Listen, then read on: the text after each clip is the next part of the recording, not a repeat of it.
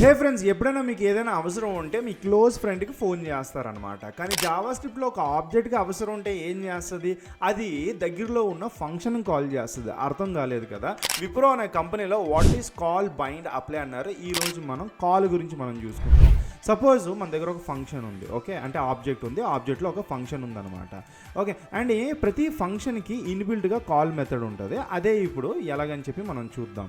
ఇప్పుడు for example ఇక్కడ ఈ ఫంక్షన్ ఏముందో first name and last name this వాడి మనం పెట్టుకున్నాం.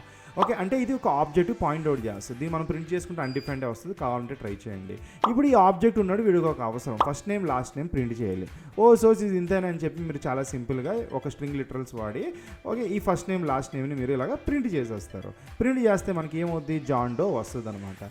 ఇలా కాకుండా మనకి ఎలాగో తెలుసు కాబట్టి ఇప్పుడు మనం ఏం చేయొచ్చు, ఓకే, ఈ పర్సన్ ఎవరున్నాడో ఆ పర్సన్ మీద ఆ ఫంక్షన్ మనం కాల్ చేసి, అంటే ఈ ఆబ్జెక్ట్కి అవసరం కదా ఈ first name last name print చేయడానికి. సో ఇది ఆ యూస్ కేస్ని సాటిస్ఫై చేస్తుందని తెలుసు అనమాట. అందుకే కాల్ చేసి దాంట్లో మనం ఈ first name last name values మనం పంపిస్తే చాలు, అది దిస్ వాడుతుంది కాబట్టి ఈ యూజర్ నేమ్కి కాంటెక్స్ట్గా అది ప్రింట్ చేసుకుంటుంది అనమాట.